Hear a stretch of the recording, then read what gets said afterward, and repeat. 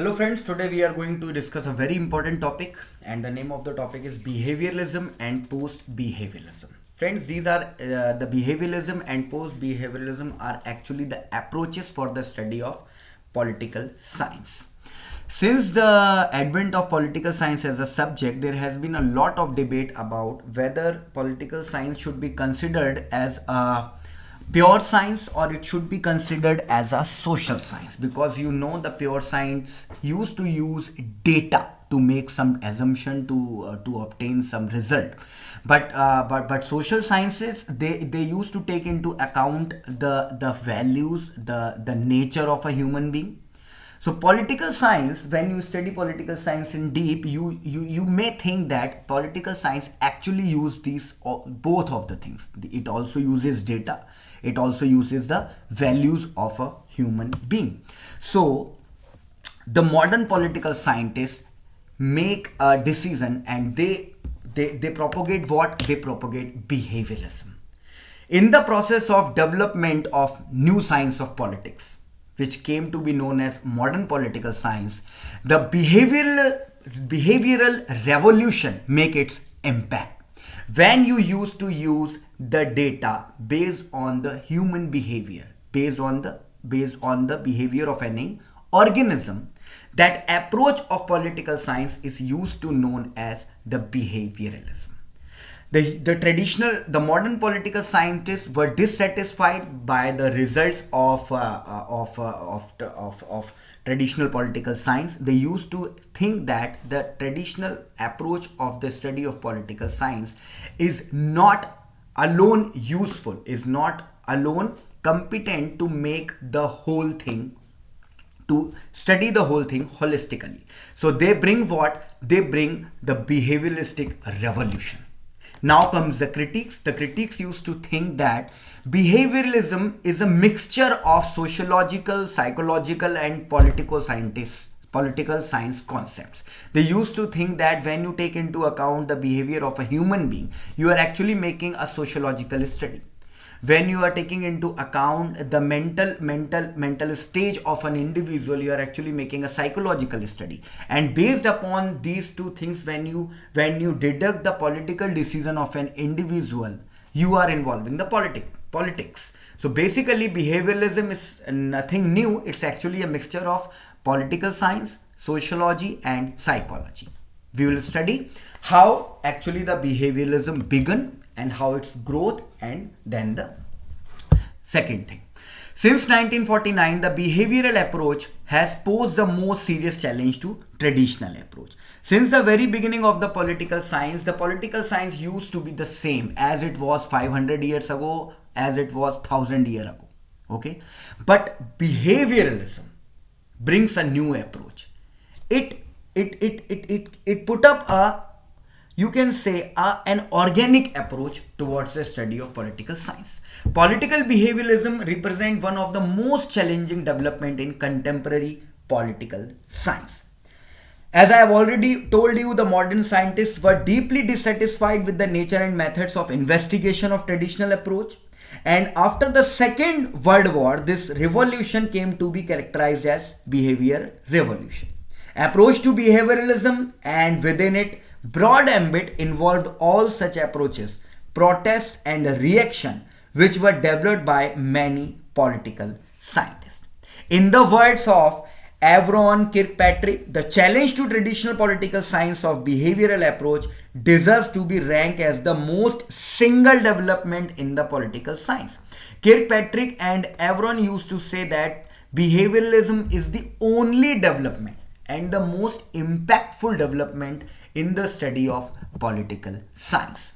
David Houston, who used to be considered as the proponent of the behavioralism, he used to say that behavioralism should not be confused with the behaviorism. Behaviorism is a psychological concept, and with the use of that psychological concept, you deduct the political decision of your individual. You are actually studying the behavioralism. What David Easton used to say, the behavioristic approach of the study was SR. S stands for the stimulus, R for the response. Stimulus in the sense event. Some event occur, then the response came. But David Easton involved something else into that, and that was the O. O stands for the organism.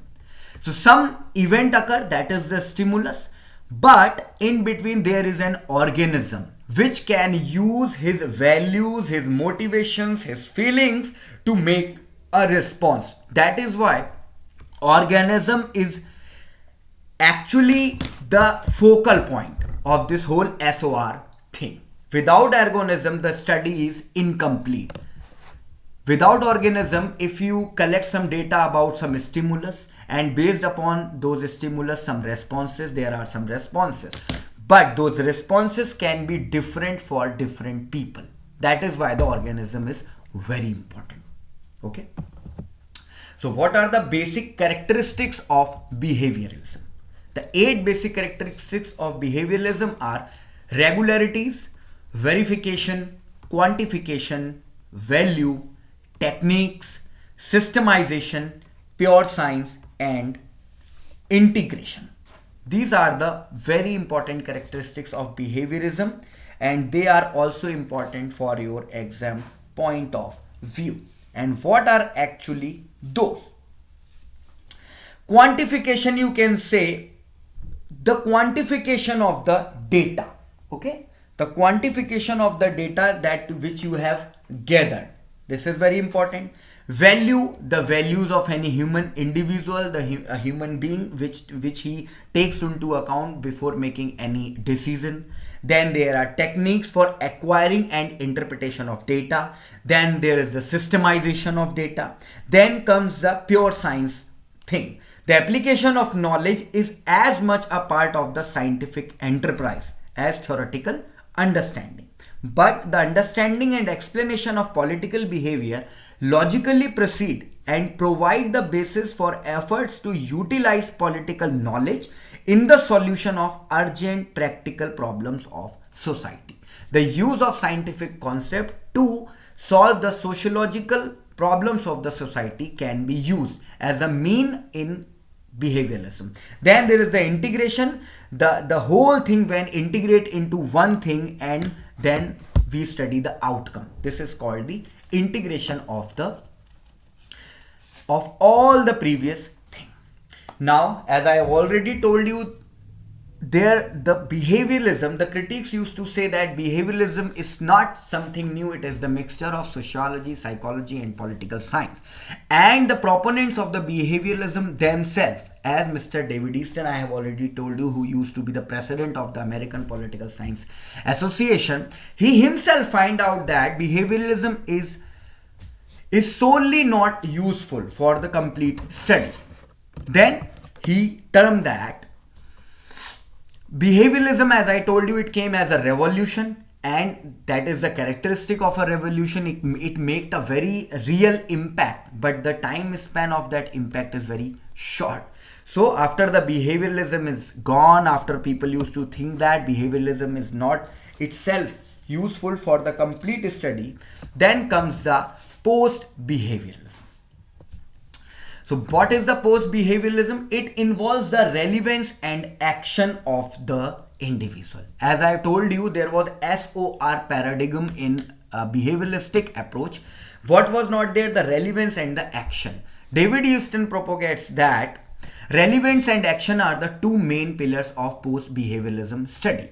Research and theory that you are implying for the study, that you are implying for the collection of data, should be relevant to the social condition of that particular society of the study which you are making, or the human being of the study you are making.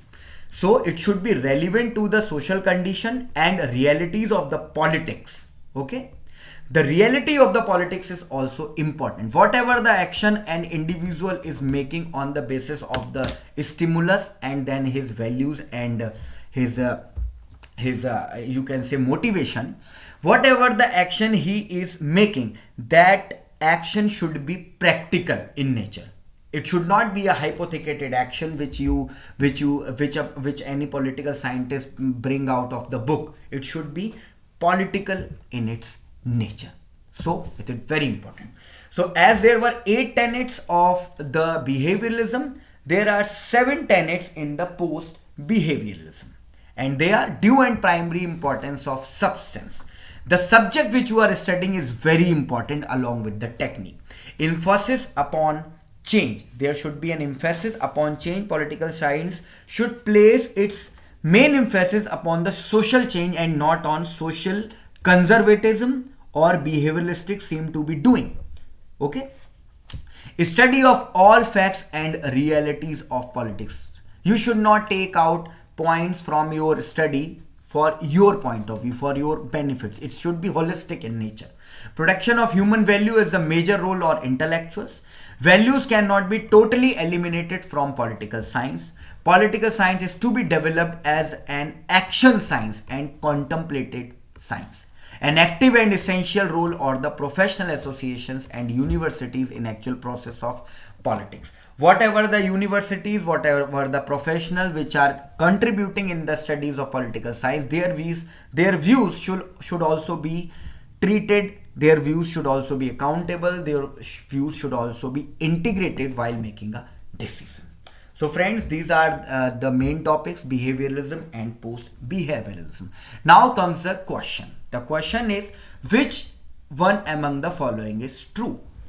There are 4 options, A, B, C, D. A is behavioralism is based on stimulus response paradigm. No. Behavioralism is based on SOR. Stimulus, organism and response paradigm.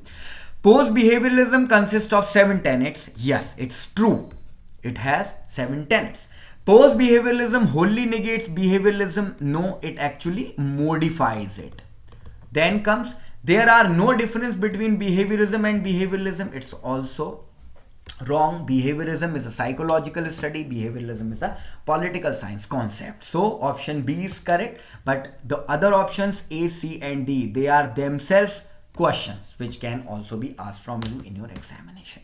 So friends, that's all for the day. Thank you very much.